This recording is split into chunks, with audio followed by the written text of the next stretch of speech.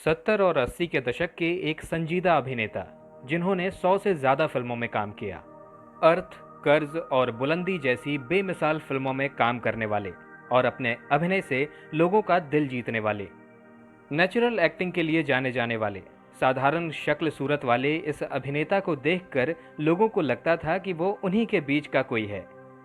लेकिन क्या आप जानते हैं कि इस बेहतरीन अभिनेता की जिंदगी एक मिस्टीरियस सस्पेंस फिल्म की तरह रही, जहां कोई नहीं जानता कि वो इस वक्त कहां और किस हाल में है।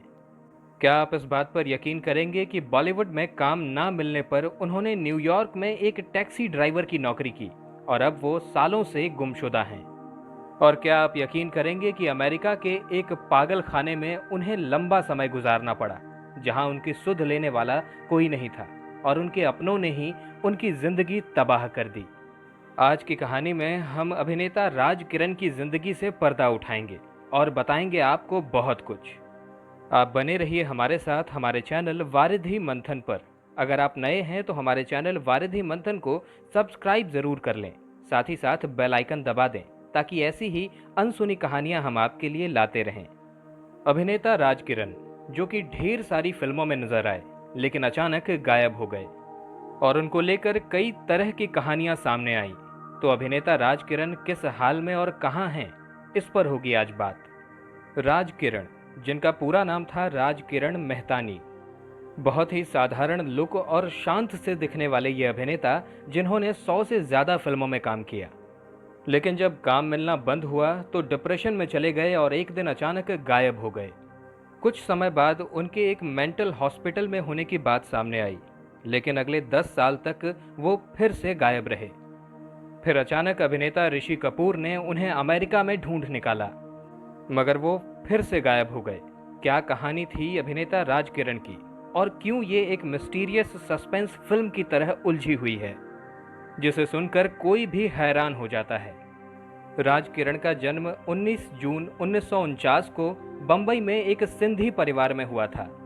उनके माता पिता के बारे में ज्यादा जानकारी नहीं मिलती।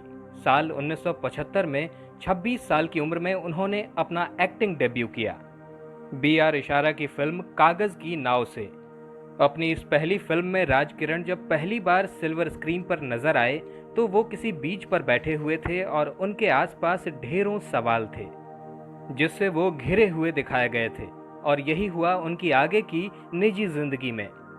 इस फिल्म में राज के साथ अभिनेत्री सारिका ने काम किया था और इस फिल्म में दोनों की जोड़ी को काफी ज्यादा पसंद किया गया था। इस फिल्म के बाद उन्हें लगातार फिल्में मिलती रहीं और वो काम में व्यस्त हो गए। साल 1980 में राज किरण की कर्ज समेत 8 फिल्में रिलीज हुईं, जिनमें से कुछ फिल्मों में वो लीड अभिनेता थे तो कुछ फिल्मों में सहायक अभिनेता। दरअसल जब राज किरण ने डेब्यू किया था तो वो काफी ज्यादा हैंडसम और स्टाइलिश नजर आए थे, लेकिन समय के साथ उनका लुक काफी ज्यादा बदल गया और वो अपनी मूंछों और साधारण हेयर स्टाइल की वजह से आम नजर आने लगे। ये उनका नेचुरल लुक था और ये 8 फिल्मों के लिहाज से तो सही था, लेकिन कमर्शियल सिनेमा के लिए ये लुक उतना ज्यादा काम ना कर सका और धीरे धीरे राज किरण को बड़े डायरेक्टर और बड़े बजट की फिल्में मिलनी कम हो गईं। इस चक्कर में राज किरण ने हर वो फिल्म साइन कर ली जो उन्हें ऑफर हुई। हालांकि इस दौरान उन्हें महेश भट्ट की अर्थ और सुभाष घई की कर्ज जैसी फिल्मों में देखा गया, लेकिन ऐसी फिल्मों की संख्या काफी कम रही। अर्थ फिल्म में राज किरण और शबाना आजमी पर फिल्माया गया गाना तुम इतना जो मुस्कुरा रहे हो काफी ज्यादा हिट हुआ था और इसे आज भी पसंद किया जाता है। वहीं सुभाष घई की फिल्म कर्ज में राज किरण का रोल फिल्म के सेकंड हीरो रवि वर्मा का था। राज किरण ने अपने फिल्मी करियर में काम तो बहुत किया, लेकिन उनके फिल्मी करियर में क्वालिटी फिल्मों की कमी सी दिखती है। उन्होंने लगातार एक जैसे किरदार निभाए, उन किरदारों के लुक्स भी कमोबेश एक ही जैसे होते थे, जिस वजह से वो धीरे धीरे टाइप्ड हो गए, जिसका नेगेटिव असर उनके करियर पर पड़ने लगा। एक्सपर्ट्स मानते हैं कि राज किरण ने कभी भी अपने रोल्स के साथ एक्सपेरिमेंट नहीं किया, इसलिए जब 90 के दशक में सिनेमा बदलने लगा, नए कलाकार आने लगे, तो राज किरण को काम मिलना बंद हो गया। बताया जाता है कि इस बात ने उन्हें मानसिक रूप से परेशान करना शुरू कर दिया और वो डिप्रेशन में जाने लगे। हालांकि तब उन्होंने छोटे पर्दे का रुख किया और शेखर सुमन के टीवी शो रिपोर्टर में भी काम किया।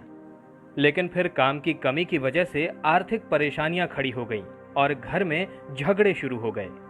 उनका परिवार टूट गया और पत्नी रूपा बेटी ऋषिका को लेकर अलग रहने लगी।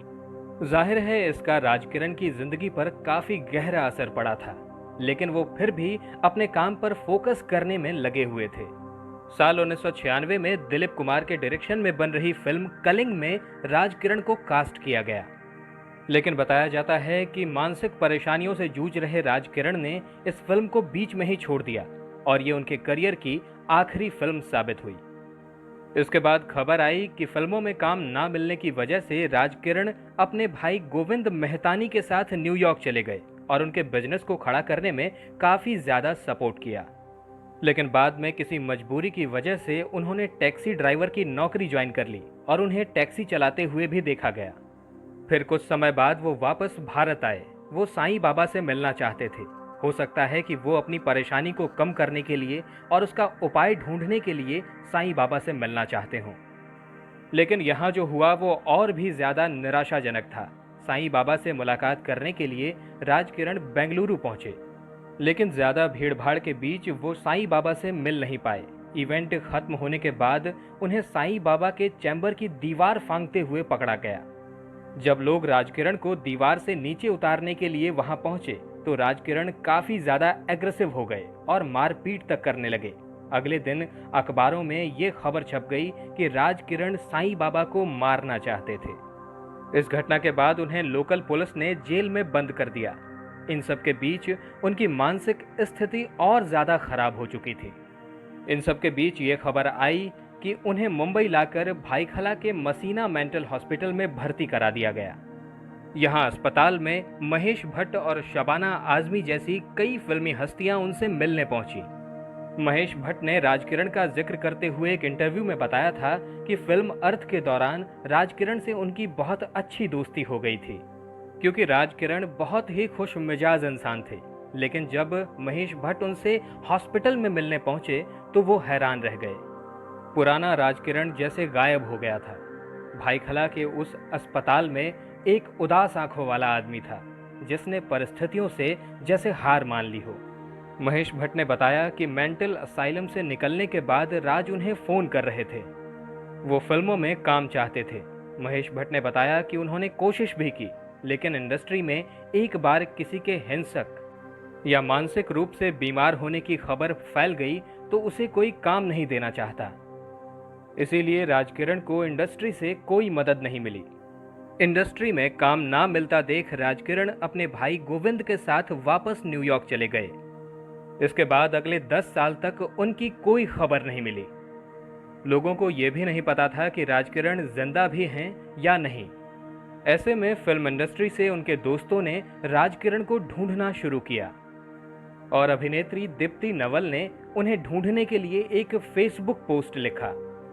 दीप्ति नवल ने लिखा था, मैं फिल्मी दुनिया का हिस्सा रहे अपने एक दोस्त को ढूंढ रही हूँ जिसका नाम राजकिरण है। हमारे पास उनकी कोई खोज खबर नहीं है।